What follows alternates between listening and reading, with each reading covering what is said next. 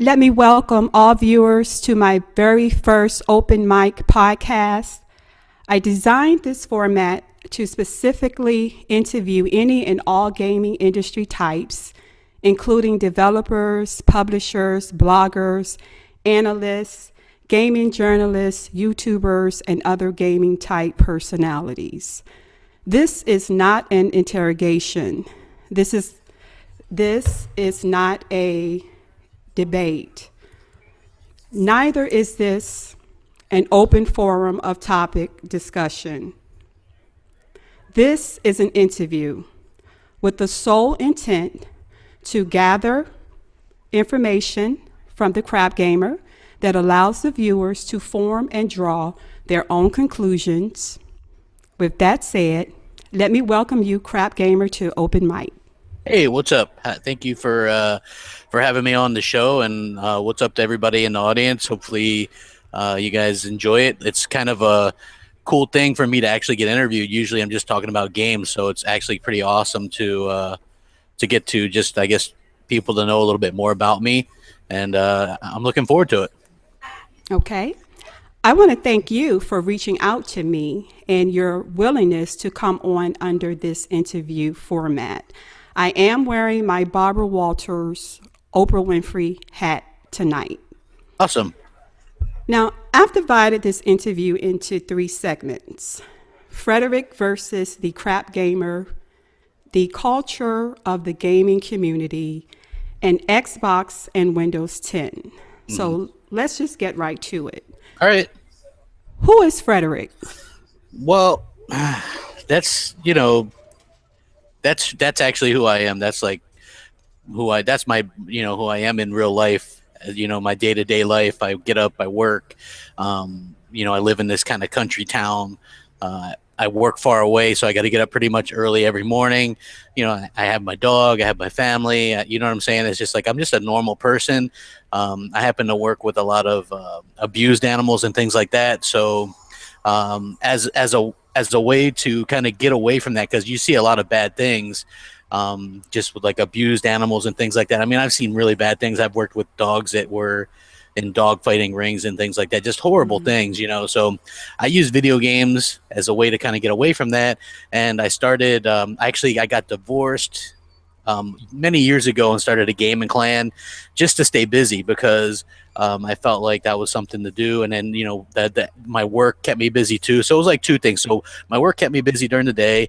The gaming clan kept me busy at night, kept my mind off things. And then from that, I started doing, just me is just like this normal kind of guy. I'm just very kind of normal, very conservative, not what most people would think. You know what I mean? Just this big kind of teddy bear type.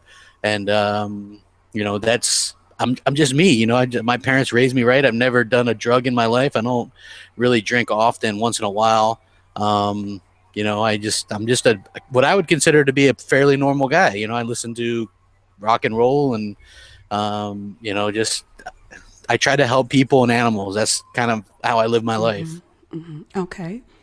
Well, one truth about YouTube is it allows you to become any personality you choose to be, which leads to my next question. The person we hear, and you've actually answered some of this already, but the person we hear and see on YouTube, is that a true reflection of who you really are? Well, I would say that it would be a reflection of a side that I probably have in me somewhere, but not a side that people see in my day-to-day life or in real life, just simply because you can't really act like that. Like I don't go around just being a jerk to people or anything like that. I think we all have those sides, like those two sides. I've always wanted to be that person that, kind of stuck up for myself, or kind of I'm very quick-witted and stuff, so it just kind of comes natural. But for the most part in day-to-day life, you always, when you get those chances, you just can't do that because you're an adult, so I found it, it's just kind of, for me, it was an escape, a way to be something, just almost like a character. I used to watch Angry Video Game Nerd, and you just realize that that's a character, and maybe my character thinks exactly the way I do with things. Like I 100%, if I say something, for the most part, I'll believe it, and that's why I say it. Like I won't say, I try not to say things that I don't actually think. But a lot of the things that I say, just I don't have a filter, like that's how I am. I believe that a lot of people are really too politically correct and ready to be offended by anything. And I hate that, I'm offended by that. You know what I mean? Okay. That how easily people are offended. So for me, I just, it is me, but it's not, you know what I mean? It's maybe like a part of me, but it's not the majority of me, if that makes sense. Like it's just, um, I guess it's cool to get that side out. You know what I mean? Okay. Well, let me ask you this question. What is your goal, or what do you hope to accomplish with the microphone that you have in the gaming community?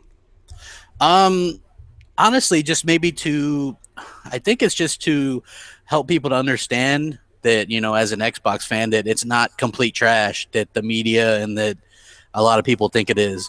It's okay to like one, like a lot of people, when I first started doing like pro centric Xbox things, a lot of people were just like afraid to admit that they liked an Xbox or had it because you get shunned, you get treated differently. And I'm not saying that the majority of people do this. It's like that minority on social media and stuff. It's very much a double-edged sword. Like I know people that join Twitter and social media just to help defend the Xbox because they saw the kind of raw deal, and it's just a piece of plastic or whatever. But um, I think people treat it like, we were talking a little bit about our football teams beforehand, and they almost treat it like football. You know what I mean? Like your favorite team.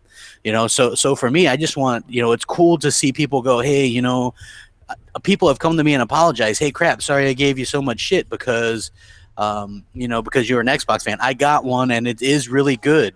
I can't believe that I didn't get one or what, you know what I mean? Like people have come to me and said that. And I think that that's really what I like to see, like people that can see past that kind of the bullshit. Like that's what I want to see. Like the whole thing, my whole spiel is people go, oh, you're biased. Well, yeah, I've admitted that I have a preference, which is the Xbox One. I have a PS4 as well, and a Wii U. But the problem is the mainstream media, as I see it, will hide things that the PlayStation does wrong, and they will amplify things that they perceive as Microsoft doing things wrong. You can just look at pretty much any kind of news story, and it's always like that, and people think I'm crazy, and so some people do. I don't think I'm crazy. I mean, I think it's pretty obvious that there's at least somewhat of a biased agenda in the media these days as far as gaming goes. And that's because they get paid with the clicks and things like that. So in a way, if there's a PlayStation fans that outnumber the Xbox fans, so they're going to pander more to the PlayStation fans, because if the site like IGN says, well, Xbox sucks, right, they're going to get all the hits from the Xbox fans going there to defend it, and they're going to get hits from all the PlayStation fans going there to go, yeah, I told you Xbox sucks. Well, and you have your position on that, and actually I am going to address that. We are going to address that in the second or third segment of this interview. You made a statement that the gaming consoles, you view them as a piece of plastic. Mm-hmm. Do you honestly feel that way? Yeah, I mean, they're just plastic. I own a bunch of them, something like 25 different pieces of plastic. I've been a gamer since the 80s, NES and all that stuff. So for me, Xbox, like I would say that the 360 generation is what really got me into Xbox gaming, because it opened up my eyes to like just the magnificence of, I'm a competitive guy. I used to play football. So just the being able to play with Xbox Live, just to me, just opened up so many things. And I was playing online before with like Dreamcast. So I was a big Dreamcast guy before that. Then the original Xbox, but I played just as much PS2, and then when the 360 hit, I was like this, and Gears in particular, I was like, this is it. This is what, Okay. this for me is a good escape. I get to have fun with this stuff. So for me, it's just plastic. And, Okay. just, I look at it almost like a lot of people have, there are softball leagues or bowling leagues. To me, it's gaming. you know. Okay. Well, I had the opportunity to go back and view some of your earlier video content from 2011 and 2012, where Yeah. your primary focus was reviewing games on various consoles, including the Wii, the 360, and the PS3.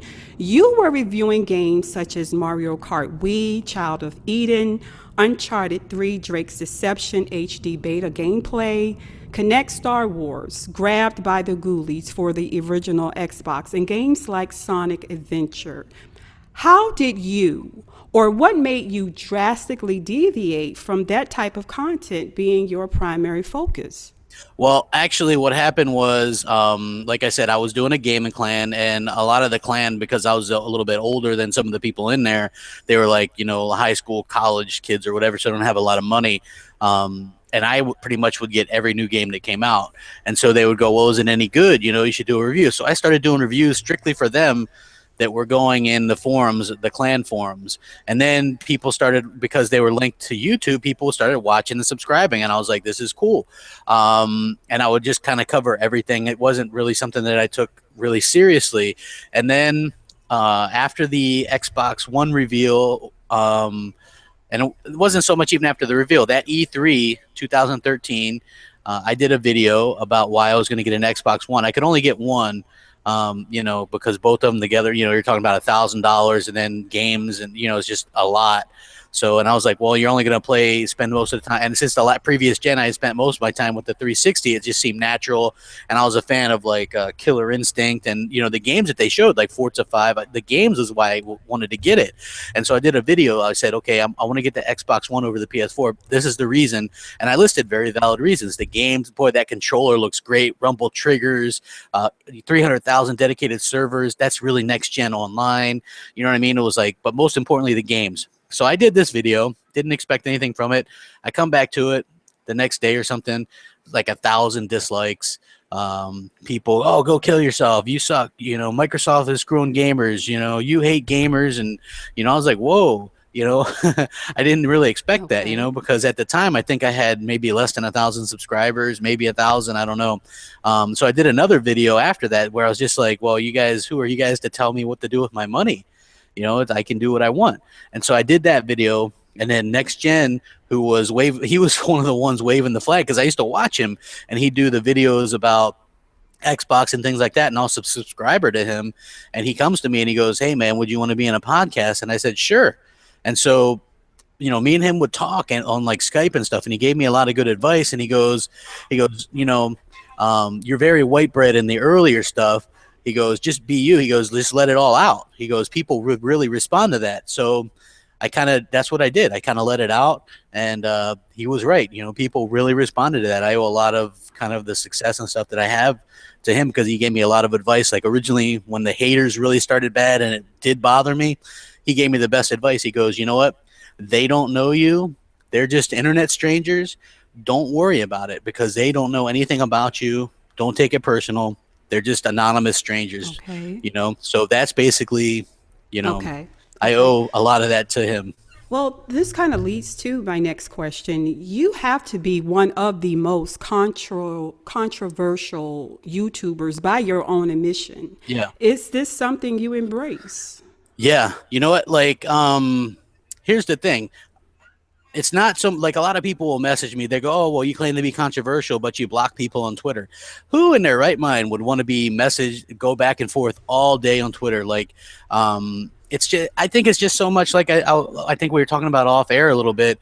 I don't really have a filter. I say whatever pops into my head. Sometimes it gets me in trouble, but at least I try to be honest with it. And like, I had some recent, run-in with Phil Spencer, which got really publicized, and a lot of people were like, what people don't know is I had over like around 5 million impressions on my Twitter within like a 4 or 5 day period after that, where I had something along the lines of 35,000 tweets come at me.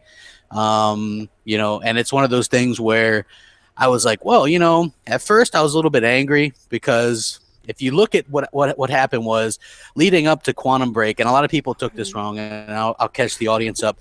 Well, Quantum. well, you know what? I have questions for you with that. So let me just slow you down for a moment, Okay. okay? Because I want to stay in the segments that I have lined up, and I promise you, we are going to address that quantum break situation. I promise you. Okay. So let me ask you this: Are you pro Xbox or anti PlayStation? I am pro Xbox, but I'll also call out Xbox. You know what I mean? Like, and I'm not really. I'm anti PlayStation in the fact that I'm a gamer, and I feel like as a gamer that has their console, they haven't really done much to that I want to help me to game on their console. You know, as far as like games, like last gen, even though the PS3 I thought was really kind of a pain in the ass to use, they had a lot of good games for it, especially later on in the generation. And Well, that's go what I ahead. wanted to talk with you about. Let's talk Sony and the PlayStation for just a moment. You do own a PS4, correct? Yeah. Yeah, which means you are invested in the brand and the games it carries. Yeah.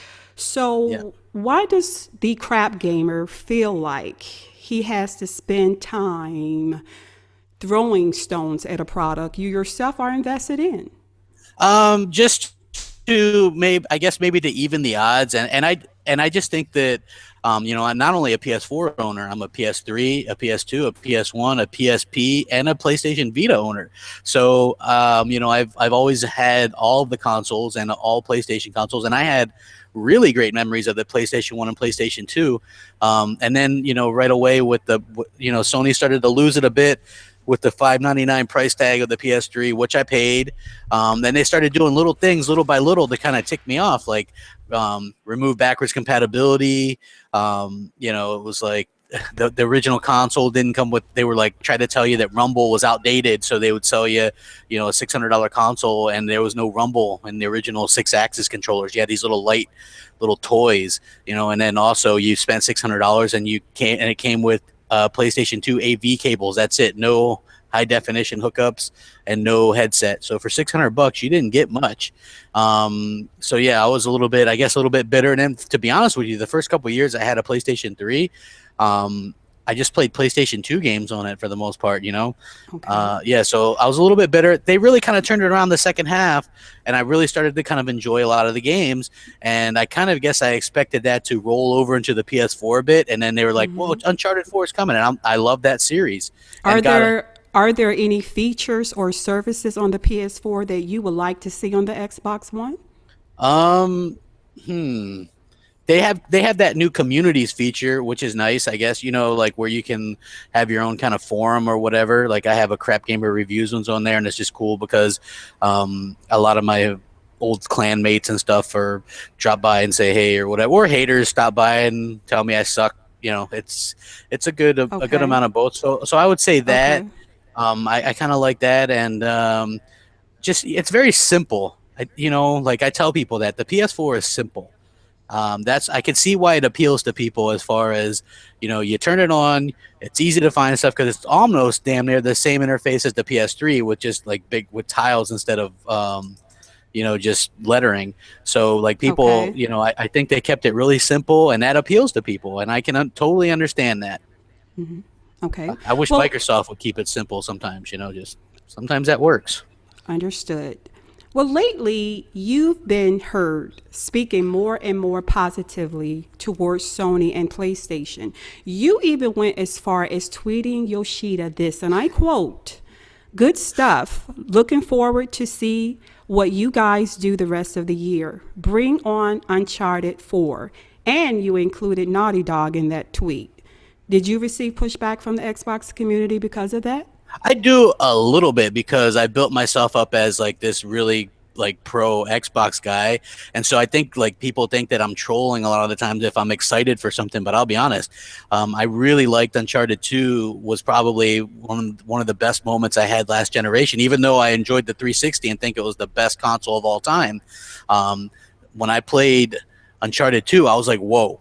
You know, that was like that kind of moment. It was like the same kind of moment I had with Gears 1. So I was like, wow. And, you know, and also God of War 3. I was like, wow, this is really impressive.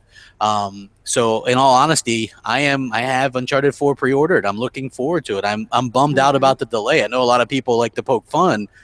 They're like, you guys are losing out on the game, but I'm bummed out because I wanted to play that game. You know, it's like the same thing. I don't talk about Wii U a lot, but I do play that too. You know, I like Splatoon and Mario Maker and all that stuff is fun. Okay. Well, in this segment, Frederick versus CrapGamer, I wanted to ask you questions where the viewers could see if there were any similarities or differences in you and the personality that you present. Some, though, in the community have labeled you a racist, and that's such a strong word. How did that begin? Um, you know what? I had made some comments on Twitter to friends, right? I like I even used a smiley face. I said something about I think what happened was Konami was like, well, we're gonna do 720p for this soccer game on the Xbox One, and it's gonna be 1080p on PS4, and this was after like an update, so the Xbox One was getting they weren't really getting 720p games anymore. So I was like, wow, and I was kind of annoyed by that. Not that the resolution was that, but it didn't seem like they were trying, being that they were a Japanese company. And so I said, they're probably still salty or something along those lines, salty about getting a bomb dropped on them or something like that, a bomb or something like that, which to my, I'm not trying to, that's not to me. I was just like, if you look at the cultures, in Germany, people still refer to the Holocaust as being a bad thing. I was just saying it is a fact that a lot of times Japanese people aren't really keen on American products. And a lot of it still has to do with some of those feelings towards World War II. Okay, but when you look back at those comments, do you feel like that was a wise comment to make? No, I don't feel like it was wise. I just feel like I wouldn't go back and change it though, just because I I don't. I feel like if I ever started having to censor myself or think a whole lot before I say something, that would take away from who I am. And I think people would rather have a genuine type person that just speaks his mind and heart, as opposed to someone who's lawyering up all the time before he speaks. I might not always say, the right thing, but at least it's what I'm really Okay. thinking. I don't hold back. Okay. Well, this pretty much leads me into our second segment now, the culture of the gaming community. And as I mentioned earlier, you claim to be, and I quote again, your own words, I'm the most controversial, outspoken, in your face game related YouTuber you'll ever come across. What do you say to those who say you could do so much more for the Xbox community if you chose a less controversial approach? I say if you're not controversial, you're not going to be heard. You have to push boundaries and push buttons. I'm a master at that. Like all day, I can do that. I can do that on Twitter. I can do that with a video. I can do that with something so simple as I'll give you an example of how I can push buttons and it'll get you attention. And I look at it almost as like I'm that kid that can't get attention, and I'll take it good or bad. It doesn't matter to me. Like when I say I like to be polarizing, I 100% mean that. What I want is a thousand dislikes, 1,000 likes. I want to be that guy. So, in some sense, it's like you thrive off of that. Yes, I absolutely love it. People hate, and I enjoy the fact that they hate and that I made them feel a certain amount of enough away to message me, or and look, I get just as many good messages too. Like you can always tell the fans because they actually message you on Xbox Live or on Yes. Well, you the know what? This leads to my next statement here, then, in question, because it's fair to say that for every person that hates the crap gamer, there's also one that loves you as well. And the fact that you can garner so much attention why not consider using your voice and the platform that you have to become a more positive influence in the gaming community, more precisely the Xbox community? Um, you know what? I don't really look at myself as really a voice for that for the community. You know, like if people say that and they go, "Oh, well, you're a terrible voice to the community," I've never really claimed to be that. But people do attach you as the voice of the Xbox community, do they not? I think that some people have, but I don't know if I would actually consider myself that. I just kind of do my own thing. Like for me, it's like my channel is like a lot of my opinion, almost like a vlog or some, or you know, because I used to blog a lot back, you know, before I got into YouTube. So that was a way to express myself. So YouTube for me is just a way to do that, and a lot of people just I felt feel the same way I do about things. And so it just works out well. I suppose I could just be like, hey, everything's hunky dory. But again, I'm just as critical as on Xbox, especially lately, as I am on Sony. You know, I've called out both. Just a lot of people ignore the fact that I call out Microsoft. I mean, I think I won some award, Corporate Slave of the Year or something like that from a channel. And like when people told me that, I'm like, you understand that a corporate slave would just take whatever that corporation says, and here I am going strictly against the corporation on a many points. You know what I mean? Like that, it's totally hyperbole. You know, so yeah. Would there ever become a day where gamers of all platforms can agree to disagree, like whatever platform of choice you prefer, and just respect each other's choices? Well, that'd be like saying like a Redskin fan and a Cowboys fan, or a Redskins fan and an Eagles fan will just like start like really just going on dates together and spending time together and can watch a football game together and not get mad at each other playing against each other's team. Like, I don't think that'll ever happen. It's just people's nature to not only like what they like, but they want to make themselves feel better by invalidating your purchase. So that's what people do, and they'll always do that. It's always going to be people being competitive with each other and trying to, you know, point out why their thing is better or why it's not. Which is always funny to me because I own all the consoles. So when people are like, Xbox sucks, I'm like, well, I got a PlayStation as well.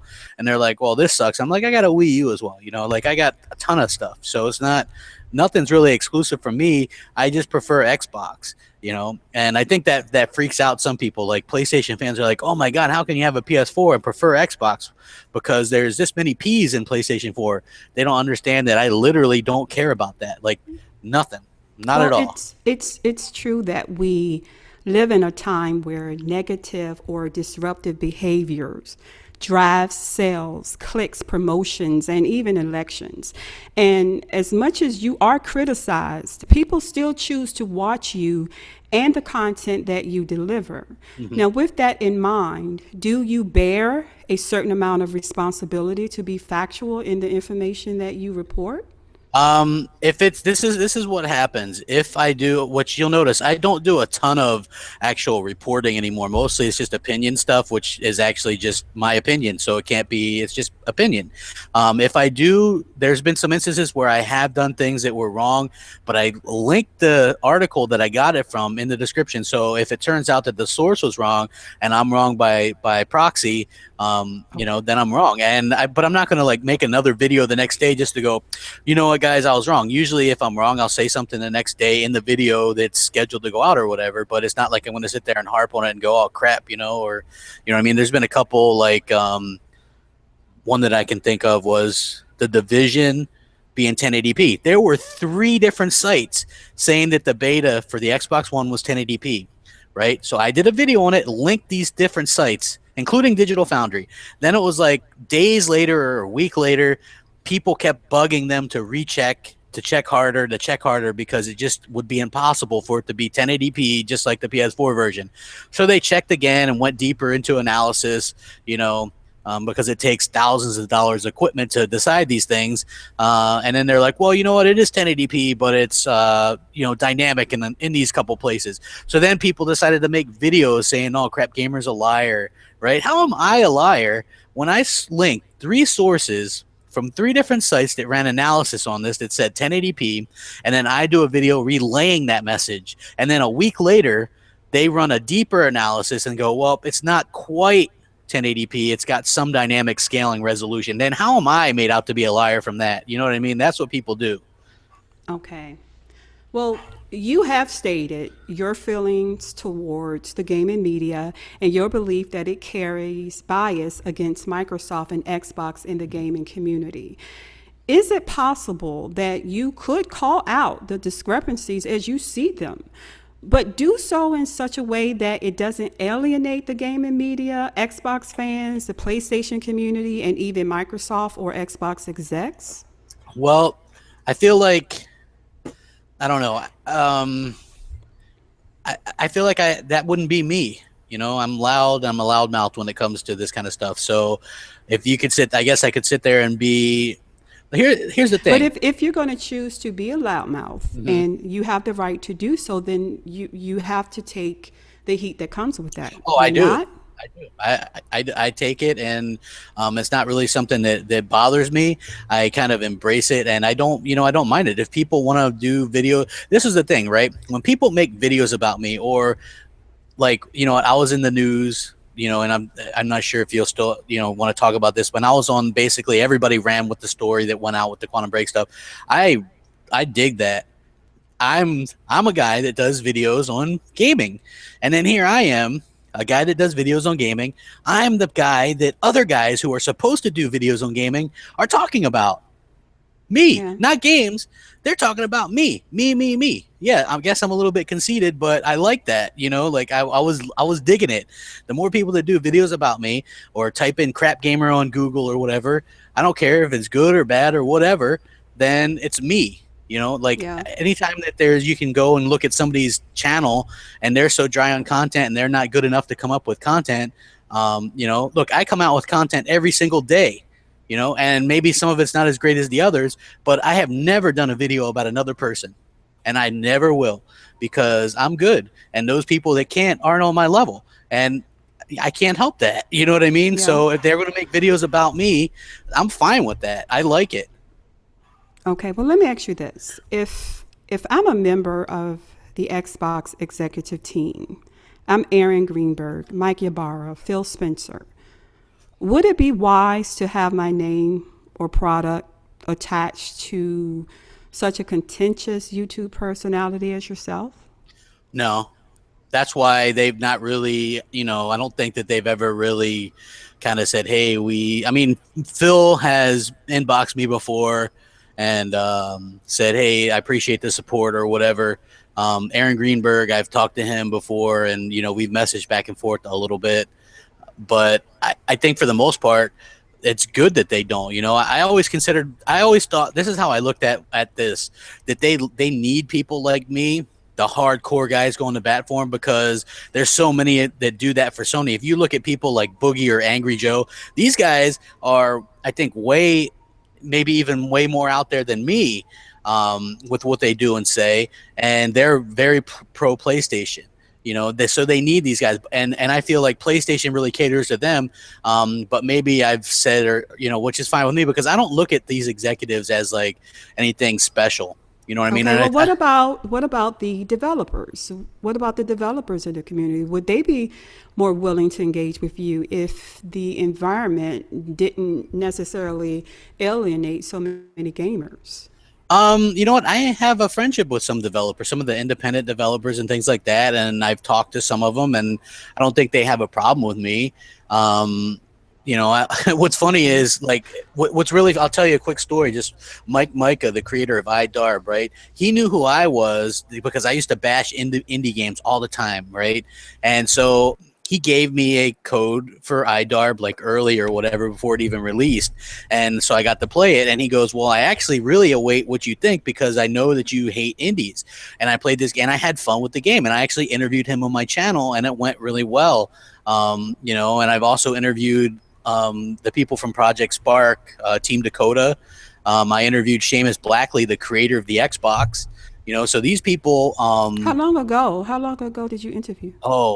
Mike Michael was the first one. That was probably right when iDarb was about to launch, so maybe a year ago or less. And Seamus Blackley, the creator of Xbox, was more recent. I think that was just a few months ago.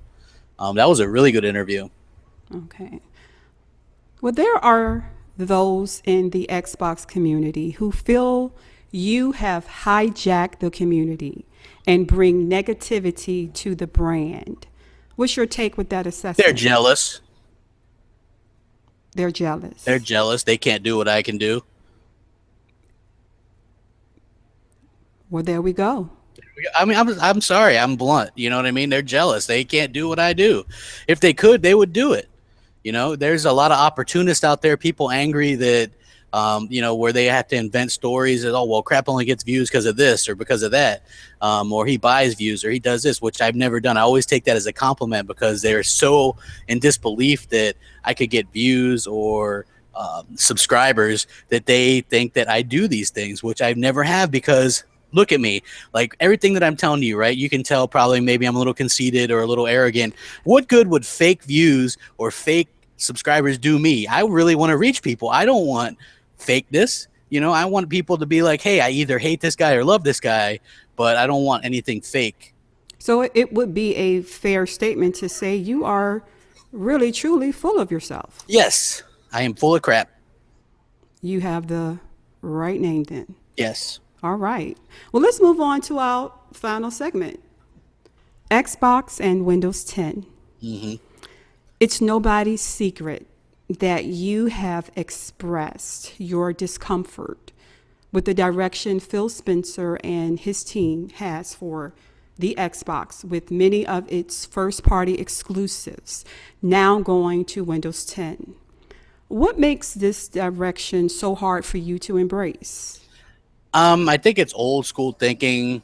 Honestly, for the most part, I've come to kind of terms with it. I still have issues. Like I don't want to play against people on PC. I don't want to play against people on PC or console that use keyboard and mouse either. So there's a lot of ifs and buts. If they can, keep those things separate and still put the games on PC, I guess I'm kind of coming to terms with that. But I still think at the end of the day that it's foolish not to have anything that is specifically for your console as a selling point. People buy Xboxes for Halo and Gears and Forza, just like they buy PlayStations for Uncharted, God of War, and Gran Turismo. And if those were on PC, there's certainly going to be less reasons to own that platform. And I just feel like it's a mistake. And I feel like it's something that maybe even Phil Spencer doesn't want to do. I was reading an interview where he basically said it was from the top down that they're doing this. So, Well, it's also true that costs to develop games are at an all-time high. Ubisoft CEO estimated 6 years ago that the average production budget for current-gen games would cost around $60 million. Yoshida himself once stated that costs for its prime or top-tier games would exceed the development costs for the PS3. So, shouldn't you expect Microsoft to broaden its field of gamers and bring in the potential 200 million active Windows 10 users under its entire gaming portfolio and have the ability to not just sell games but increase their profit potential? well, I feel like they've taken it a little bit too far, in my opinion, because I'm okay with that. With like I said, like 95% of the games, I was perfectly fine with that.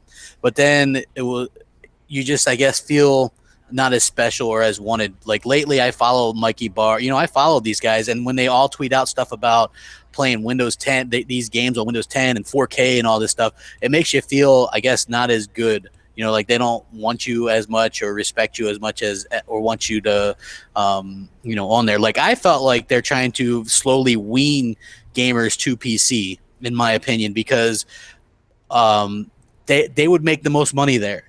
If they didn't have to make hardware, then they're just making software. And if you just look at their CEO, he's a services guy. I never thought I'd see a time where you would see Windows and Cortana on iOS and Android, but I have a Windows phone and it's not even up to date as the iOS and Android phones are. You know what I mean? So for me, I see that happening. And I've asked people that are pretty well known, and I can't really say who I asked, and I talked to, and I asked somebody who was actually used to work at Microsoft. And I said, do you think that Microsoft is trying to wean gamers to PC? And he says, yes, absolutely. And this guy is, I trust him, what he thinks, because I respect, he's been there, he's been in the trenches. So, and apparently this is something that Microsoft tried to do before the original Xbox even came out, was they were like trying to do this kind of merger thing or whatever, and it didn't work out. I just, I don't like the direction, and I don't think that. So what is it that you would like for them to do at this point? Well, like, I keep it simple, keep it simple. Keep your. And what does that mean? That means like keep a box. Like, last generation was an anomaly. Generations usually are supposed to last 4 to 5 years. Things got really stale when the console lasts, 7, 8 years. So I can see why people are like, don't want that to happen again. They've always put a lot of games on PC as well, and I'm fine with that. But last generation, there was not a Halo game on PC. There was only the first Gears, and then they realized that that's such a console seller, it doesn't make sense to put it on PC. Forza's never been on PC. To me, it was just like those 3 big franchises don't belong there, in my opinion. There's enough on PC to keep people on that platform, and there's other experiences I thought they could give them different experiences. Like, if you want to give PC gamers a Halo, do that like Halo Online thing that they were hitting around at, or give them Gears Ultimate. I'm fine with that, but why give them Gears 4 as well? Okay. I just feel like there should be some compelling reason to feel good about yourself when you own an Xbox One. Like, they should be, I guess, doing a little bit better job at catering. Like, lately, if you watch that, because they do that this week in Xbox, there wasn't any Xbox. It was just all PC, and that was what I was afraid of. Like, I don't want to see a Windows E3 event. I want to see damn Xbox event. Do you feel like they are neglecting the Xbox brand? I absolutely do, and I feel like what they're kind of smart in what they do, but their messaging has been so crappy. Like, even lately, people are just running with this upgradable hardware stuff, right? Well, guess what? There is a thing that plays games that has upgradable hardware. It's called a PC. Do people, like, I sometimes feel like, have you ever seen the movie Idiocracy? I have not. Okay, I advise everybody to go see this movie called Idiocracy, and there's this scene where this guy, and it's like takes place in the future. This guy like gets frozen, and he wakes up in the future where everybody's just got stupider and stupider, and he's in court and he's trying to explain this case logically, but everybody's too stupid to understand it. I feel like when I'm trying to explain my point of view, people just are too stupid to understand it, and that's not really so much of a knock as I'm sitting there going, look at the facts. The Microsoft CEO is a services guy. Microsoft wants to start being more quote-unquote PC-like with upgradable hardware. Consoles don't do upgradable hardware. That's PC. They want to wean people into PC, and I'm like one of the only people that I know that sees this, and PC people are getting to play all the best games at the best, they're getting the best versions of the games. They're playing online for free. They're getting all the perks. Right now, they're the ones getting everything announced for it, and Xbox guys are just getting kind of nothing. It's like, okay, we bought their console. We saw Microsoft through a really tough time by supporting their console, and now they're just kind of like taking a big shit on us, and I don't really appreciate it. And not only that, but Phil Spencer and that whole group, they're consumers. They know I'm a hardcore Xbox guy, so I find it really kind of abhorrent that they would sit there and kind of turn the tables or try to do that and try to get the narrative on somebody else. I ended up looking like a freaking total bad guy based off of Phil's tweet. You know what I mean? Well, and I'm glad you mentioned that, because that goes right into my next question. Once again, you tweeted Phil Spencer this. And sad to say, I canceled my Quantum Break pre-order as I said I would. You weren't upfront on Quantum Break going to PC. And Phil Spencer responded, you canceled a pre-order for a game you want to play because someone else gets to play the game on Windows. Did you really cancel your pre-order? I did. I canceled it. But the funny thing was that I was in line to get a review code anyway. But I was going to do this anyway because I wanted to support the game and get the physical copy. So because I do that anyway, like for the exclusives, because I collect the games, the cases and stuff. So I was gonna do both, and basically what happened was it got so blown out of proportion because they announced a PC version 4 weeks before it releases. Right, like I've never ever heard of that, and if you look at it, the week earlier they released a trailer and it says Xbox One exclusive. It says it before and after the trailer. The box art said Xbox One exclusive, and then a week later, guess what? It's coming to PC. And I knew people in my personal life that have gaming rigs that bought Xbox One strictly for like this game in Gears 4, right?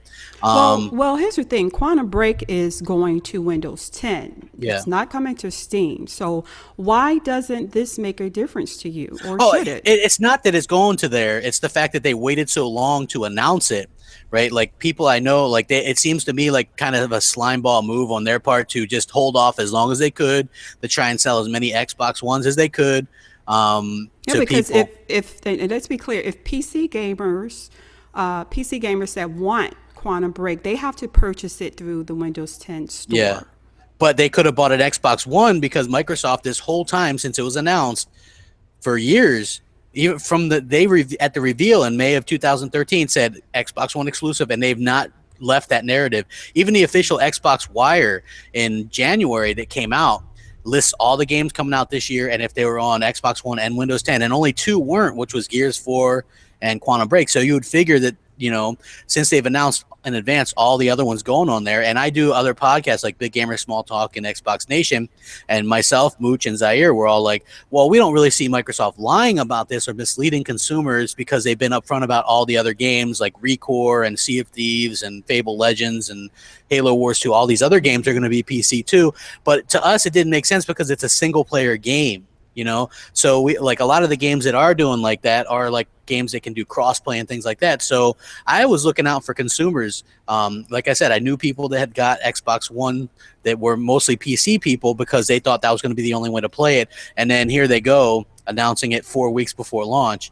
And I thought it was a little bit shady. And then so what Phil did was, because he probably has, from what I understand, there's a PR guy that taught all the Xbox executives and stuff how to word things and how to talk after that fiasco of 2013. Even though I know people that have gamed with Phil, like online and stuff, I guess PR people game with him sometimes too, and kind of pull him aside and say, Phil, don't say that, or don't talk that, or don't say that. So how he worded that was to make me out to be the bad guy. Because if you look at my Do tweet you really above, believe that happened? I mean, you believe that this is what's happening behind the scene? yeah, I believe that they have like PR. Like if you look, Albert Penelo, one of the architects of Xbox One, completely used to go to NeoGAF on Twitter all the time, and he's back now doing Twitter and stuff. But he took a long, long break. Like these guys were just kind of every time they opened their mouth was just putting their foot in their mouth. And so now what we see is, they're very careful with how they say things. And Phil, and he did it yesterday or the other day to another guy named Wrath, where Wrath was like, hey, Phil, take it easy with the white flag there, hyping up PlayStation exclusives, because Phil's like, I'm really looking forward to Uncharted 4, And to me, like, people are like, oh, that's just Phil being a gamer. And that's like, I'm like, okay, but look, you don't see the Chevy guy when somebody's like, hey, Chevy guy, you're the owner of a Chevy dealership. What cars you looking forward to most this year? What excites you the most? Him going, well, we got some really good cars, but I'm really looking forward to that Ford Mustang over there. That's the car. You know what I mean? That to me, that doesn't make sense. Or the Burger King guy going, hey, yeah, we got some good products, but man, that McDouble, that that's the ticket right there. You don't see that happening, and a lot of the Xbox guys are kind of ticked off with how Phil Spencer constantly sucks up to Sony, and I get that. So Phil Spencer did the same thing that he did to me, where he made it seem like, oh, people that wish other platforms to fail or games to fail just because it's on a different platform aren't real gamers. And nowhere in the tweet beforehand did he say anything about wishing a game to fail or anything like that. He just asked Phil not to be so buddy and talk up the PlayStation 4 over your own products, and I agree with that. You shouldn't do that. But is it fair to say that Phil Spencer is he's buddying up to the competition. Is that a fair assessment to make? Is it so wrong for the Xbox head to say, I enjoy playing I look forward to the Uncharted 4 and believing that that would be a great game? Shouldn't we look to our execs and those powers that be to set the standard and set the stage for everyone just being gamers? If you're a gamer, just game. Shouldn't we look to our leaders for that? Well, I mean, you would think so, but you don't see the other side doing that or any other side, and it just seems like to me that Phil and Microsoft have given up on the Xbox One this generation, and that just goes in line with it. Like, there's a lot of pro YouTubers, and I'm sure or pro Xbox people. I'm sure some of them. I'm not going to name drop who were so pro Xbox, and then the further and further they've fallen behind, the more and more they kind of switch to being this quote neutral gamer now. There's plenty of them out there, right, that are just like, will pretend that they like PlayStation just as much, or that they're neutral, or they don't care when they care deep down. They care. They just will act like they don't care because they're just so overwhelmed by what's happening this generation, just the complete landslide that Sony has kind of wrought. Which is, I thought, really kind of low tactics, for with the little schmarmy, this is how you share games on PlayStation, and we're going to use your TV too to play games. Like, there's a lot of bullshit that went on, and I feel like Microsoft didn't fight back, even though as a company, Microsoft fought back against Google, the Google Books. They fight back against Apple with the Apple iPods and stuff because the Surface is such a good product. I feel like Microsoft doesn't believe in the Xbox One at all. They don't even believe in it enough to give you custom consoles anymore or do anything. But I think it's such a great product. I said this many times. The Xbox One is a great product. I wish Microsoft thought so too. So what if Phil Spencer and his team continues to move into a direction to your disliking? What then do you do? Well, this is what I've said like all along. I'm kind of waiting to see what's going on. I'm not a PC gamer. I absolutely hate PCs. Aside from working on it, you know what I mean? That's it. Like, I don't want to plug different things in it and mess with upgrades. And the thing that I like about consoles is everybody's on the same playing field. Everybody has a controller. Everybody has, the same resolution, the same frame rate, everything, right? That's what I like about it. You plug it in, you play. It's simple. That's what I like. If they go away from that, like, I think this generation we're safe, because from what I understand, the Xbox One, how it is currently, probably can't be upgraded at all or have any kind of upgrades. So I'm good. But if they come out next generation and go, well, here's the next thing, and then it's going to be upgradable with different modular parts, like the old 32X and Sega CDs and the RAM expansion that all these things failed in the past. If they try to do that, then I just, and I've said this, and people act like it. I'm not saying it in kind of a baby fashion or anything like that, but I'm done. I'm going to be 34 this Saturday. I have over 2,000 games. I've collected a bunch of games over the years. I got retro consoles. I've probably got a couple hundred games on 360 that I haven't even played.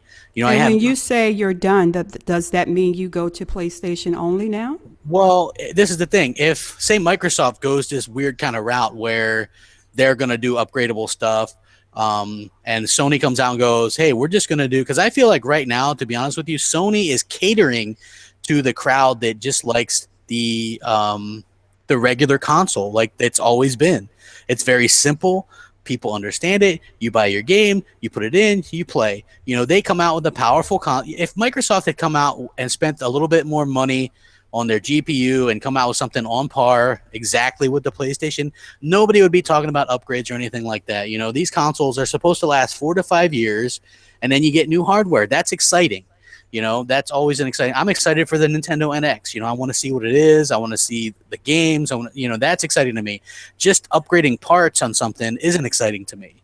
So if you decided to go PlayStation only, do you feel like the PlayStation community will open you with welcome arms? Oh, I would assume not, but So then what do you do? What do you do with your YouTube channel? I would just do just talk about gaming. I've already started trying to build up an audience for like reviews and stuff. But again, it's just for me, it's not really like people think you get paid a lot doing that. It's never been about that. It's like maybe enough to get a couple games a month or something like that. It's not a big deal. I'll usually get games that I wouldn't normally buy with it. You know what I'm saying? So for me, if it stops tomorrow, okay, life goes on. Okay. All right. Well, I'd like to wrap up this interview with two questions. Okay. Do you ever wake up in the morning, roll out of bed, and say, this is just getting old? Like gaming or like the What YouTube? YouTube? Um, Not really, because for the most part, I'm a little bit weird with how I do my content. Like I'll kind of explain that for a second. I don't, even though I do daily content, I don't actually put together content daily.